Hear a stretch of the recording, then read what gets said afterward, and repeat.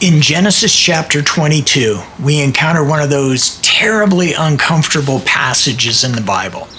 The passage makes us uncomfortable because we're forced to read a story involving the holy God and then this demand that he makes on one of his favored people in Abraham.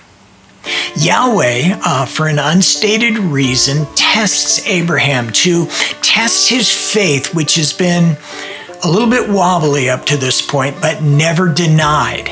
As a test of that faith, God says, "Take your son Isaac and sacrifice him to me." And Abraham, as he did before when he first got the promise, he immediately obeys, getting up the next morning and heading off towards Moriah. The tension in the story builds as Abraham gathers the firewood, sets off on a journey with Isaac and a couple of his servants, and then it really rises up when just Abraham and Isaac arrive at their destination. Isaac is aware of what they're doing to a degree. He asks Abraham where the sacrificial lamb might be, and Abraham answers correctly. God will provide the lamb. But unknown to Isaac, God had already supplied the sacrificial lamb. The intensity of the story is at its highest point as Isaac is bound and placed on top of the wood, and Abraham's gleaming knife blade is raised up, ready to plunge down into his beloved boy. Only at that point does the angel of God say, "Stop!" After he catches his breath, the angel returns and commends Abraham for his obedience. Through this angel, God brings to a close the story of his covenantal relationship with Abraham, assuring him that everything he had been promised, descendants, that these descendants would be a blessing to all the nations, all that stuff, that these things would surely come to pass because of Abraham's obedience. In our exploration of the divine covenants, the agreement that God makes with Abraham is the most detailed and highly structured. The covenant itself is explicit. God uses the language of berit in making the agreement with Abram, and it's accompanied by the sign of circumcision, and one day the blessing of the covenant is going to benefit all the nations. Yahweh interacts 3 separate times with Abram, assuring him that he's going to fulfill the extent of these promises. After all this, Yahweh makes this extreme demand to test the faith of this man one more time. Only then, saying that he will now fulfill all the codicils of the pact. Of all the covenants recorded across the Old Testament, this pact with Abraham is the one that you and I most identify with as people of all the nations. Let's dive into the details today in this episode of Walk the Walk.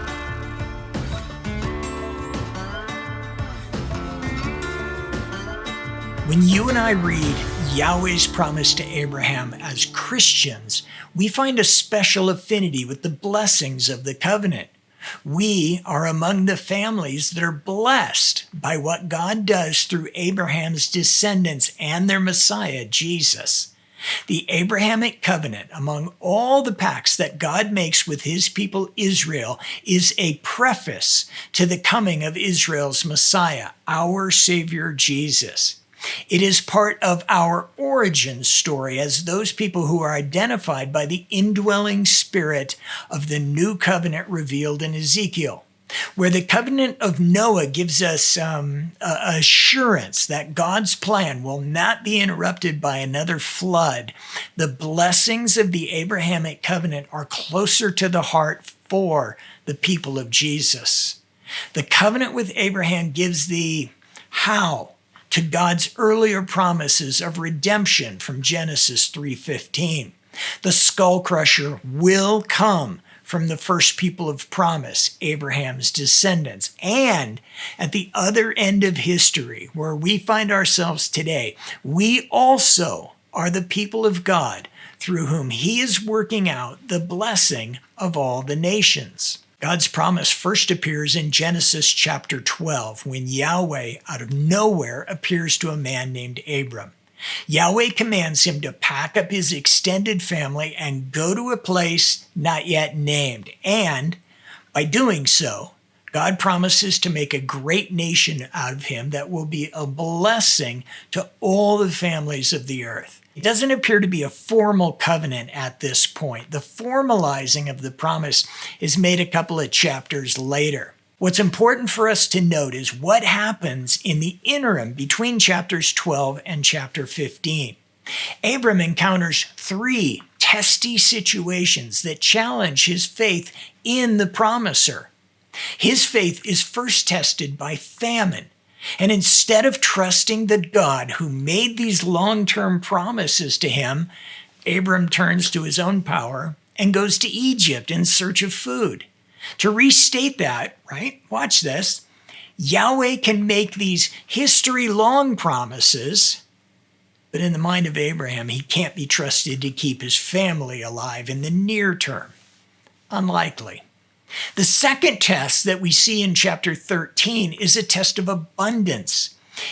Abram and his nephew Lot both have people and herds and stuff that are expanding and they need more space. Abram has to make a choice about apportioning the land, and this time the decision that he makes to sacrifice in giving Lot first choice finds favor with God. The third test, however, turns back to trusting in his own power. Abram has to form an army of sorts to go out and rescue his nephew, who found himself caught up in the politics of the day. As the military victory plays out, we are told the key point we're to draw from these narratives, all 3 of them. God is present and involved in the power that Abram is experiencing. Yahweh is the guarantor and the motivating force behind the giving and the fulfillment of the covenant's conditions and blessings. This should be a blessing of assurance for Abram and for us. The events of life cannot derail God's plans or his blessings. When Yahweh actively returns to Abram in chapter 15, the first thing he says should open the patriarch's eyes to the power that he's just experienced. Yahweh says, "Fear not, Abram, I am your shield, your very great reward." And to our astonishment, Abram responds with a big but. And there's an important point here. Covenantal promises have a long horizon. For the most part, the promises extend through history to the final consummation of all things. We learn 2 things here. Number 1, a far horizon means that the promises are not being immediately fulfilled, as we see in Abram's frustration. But secondly, we want to keep in mind that despite the long time for fulfillment, the promises are not rescinded, and we should never allow room for our doubtful thoughts. So when we finally see the word covenant in chapter 17, it is not something new. It is a repeat of the promise that God has already stated and restated. In this latest interaction between Yahweh and Abram, God's emphasis is on the inauguration of a new phase in his unfolding redemption. He changes Abram's name to Abraham and his wife's name to Sarah, and they are assured now of the birth of Isaac within a year. Abraham now has experience with God, and he has God's oath that the covenant promises are going to come to pass, which should make him the most confident person in all of history. The oath-making aspect of this covenant takes us back to chapter 15. We have to put on our ancient Near East hats here because everything sounds really weird to our modern ears. The singular truth of the whole story helps it make sense. In every covenant promise, it is God alone who fulfills that promise. It's God's power. It's God's authority over the universe. It is God's plan for the redemption of the universe. That is what fulfills these promises. This is the emphasis of this sacrificial oath ceremony that Abram witnesses in his dreams. For his part, for Abram's part, he was commanded to gather and sacrifice specific animals, dividing their carcasses in half and then making a path in between them. In an agreement between two human agents, the participants would then walk between these sacrifices, signifying that this is what should become of them. They would be dead and divided. This is what would become of them if they broke the conditions of the agreement. Now watch this now. In the case of Abram, it is only God that walks between the sacrificed animals, saying the unthinkable, that he would die if the covenant promise was not fulfilled. And since that's not even a possibility that we entertain, the notion that the covenant would not be fulfilled is likewise impossible for Abraham or for us to believe. People who study the Bible often place this covenant in a larger category, a bigger file called the covenant of grace. I don't like this idea because I think it's terribly broad, running from Genesis 3 all the way to Revelation 22. The structure that I'm bringing in these videos view the covenants as markers in the unfolding plan of redemption. Now, that said, I understand what it signifies by labeling everything as the covenant of grace, especially what it means to us today. Everything from the initial promise to crush the head of the wicked one is the story of how God is going to redeem the shalom that was broken in the garden. Every narrative, every book, every event that happens from that moment until the new heavens and new earth pertain to God's blessing of creation with his grace and his leading humankind to an eternity in the recreated paradise. For Christians today, the takeaways from Abraham's covenant have a lot of influence on our lives. First, Abram is not a notable figure before God comes to him. He has nothing to commend himself to this terrific promise that he's given. That truth plays out in the lives of a number of individuals in the biblical narratives that follow, down to you and me today. We don't have to be people of note or of special education or some kind of unique skill.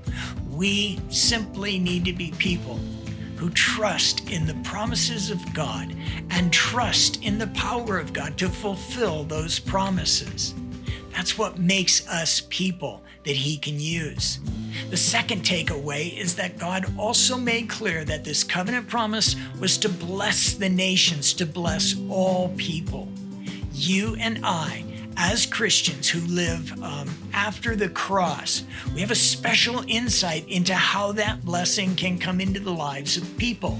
Again, nothing special or unique needs to commend a person to God. They simply need to surrender in repentance and vest their faith in the good work of Jesus to become people of blessing. There's a third takeaway from this series of events between the first promise to Abram and the covenant statement in chapter 17, and that is that God is always at work, moving his promises forward, even if you and I get distracted in the interim, even if we think it's taking too long, even if the specter of doubt begins to creep into our head.